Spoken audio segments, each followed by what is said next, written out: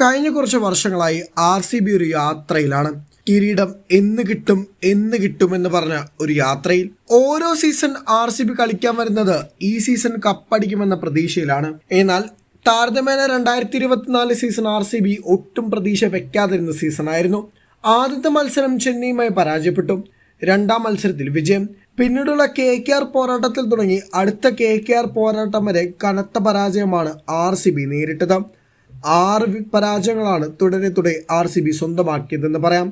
Point പട്ടികയിൽ അതോടെ അവസാനം ഫിനിഷ് ചെയ്യുമെന്ന് വിചാരിച്ചു. പിന്നീട് അങ്ങോട്ടുള്ള 6 വിജയങ്ങൾ RCBക്ക് സമ്മാനിച്ചത് എങ്ങുമല്ലാത്തൊരു ആത്മവിശ്വാസമാണ്. എന്നാൽ ആ ആത്മവിശ്വാസം സഞ്ജുവിന്റെ മുന്നിൽ തകർന്നു പോയെന്ന് പറയാം. 4 വിക്കറ്റിന്റെ തോൽവി, എലിമിനേറ്ററിൽ നേരിട്ടതോടുകൂടി ടൂർണമെന്റിൽ ഒരു കപ്പ് പോലുമില്ലാതെ മടങ്ങുന്ന വീണ്ടും ഒരു RCB സീസണാണ് കണ്ടത്. കപ്പിലേക്കുള്ള യാത്ര RCB തുടങ്ങിയിട്ട് വർഷങ്ങളായെങ്കിലും ഇതുവരെ അതിലൊന്നും തൊടാനോ അതൊന്നും എടുത്തുകൊണ്ട് പോകാനോ സാധിച്ചിട്ടില്ല. ഒരുപാട് വർഷത്തെ പരിശ്രമം ഇതിന് പിന്നിലുണ്ടെങ്കിലും ആ പരിശ്രമങ്ങളൊന്നും എങ്ങും എത്താതെ പോകുന്ന കാഴ്ചയും ഉണ്ടായിട്ടുണ്ട്. IPL ചരിത്രത്തിൽ ഏറ്റവും കൂടുതൽ റൺസ് നേടിയിട്ടുള്ള താരമാണ് വിരാട് കോഹ്ലി. ഇതിനോടകം തന്നെ IPL 8000 റൺസ് ഇന്നത്തെ മത്സരത്തോടു കൂടെ താരം പൂർത്തിയാക്കുകയും ചെയ്തു. എന്നാൽ വിരാട് കോഹ്ലി ആ 8000 റൺസ് നേടിയതും RCBക്ക് വേണ്ടിയാണ്. എന്നാൽ RCBക്ക് വേണ്ടി ഏറ്റവും കൂടുതൽ റൺസ് നേടിയ രണ്ടാമത്തെ ഇന്ത്യൻ താരമാകട്ടെ രാഹുൽ ദ്രാവിഡും. രാഹുൽ ദ്രാവിഡ് 2013 വിരമിക്കൽ പ്രഖ്യാപിച്ച താരവുമാണ്.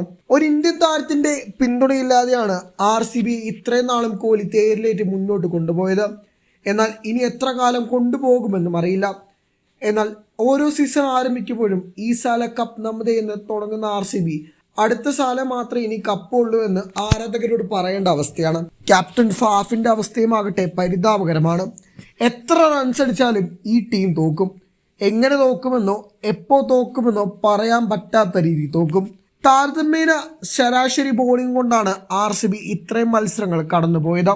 എന്നാൽ അവസാന കുറച്ച് മത്സരത്തിൽ നിലവാരം പുറത്തിയ ബോളിംഗ് സ്പെല്ലുകൾ RCBക്ക് ഗുണം ചെയ്തു. എന്നാൽ പ്ലേ ഓഫിൽ 180 താഴെ സ്കോറൊന്നും ഡിഫെൻഡ് ചെയ്യാൻ ഈ ബോളിംഗ് കൊണ്ട് സാധിക്കില്ലെന്നറിയാമായിരുന്നു. അതുകൊണ്ട് ടോസിൽ തന്നെ RCB മത്സരം തോറ്റു എന്ന് പറയാം.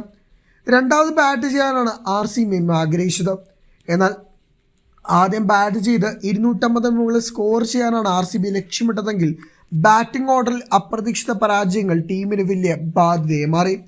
ഗ്ലെൻ മാക്സ്വെല്ലിന്റെ ഫോം സീസണിലുടനീളം RCBക്കൊരു ഓർക്കാൻ ആഗ്രഹിക്കാത്ത അധ്യായമായി മാറുകയുമാണ്. ദിനേശ് കാർത്തിക്കും ക്യാമറൺ ഗ്രീനും ഡുപ്ലസിയും പട്ടിത്തറുമെല്ലാം ആവുന്നതിന് ശ്രമിച്ചു. എന്നാൽ ഇനി ആര് വന്നാൽ ഈ RCB രക്ഷപ്പെടുമെന്ന് കണ്ടറിയണം. ഓരോ സീസണോടും വലിയ പ്രതീക്ഷയോടുകൂടി വരുന്ന RCB അടുത്ത സീസണിലും കപ്പടിക്കുമെന്ന പ്രതീക്ഷയോടുകൂടെ RCB ആരാധകരുടെ കരച്ചിലുകൾ തുടരുകയാണ്.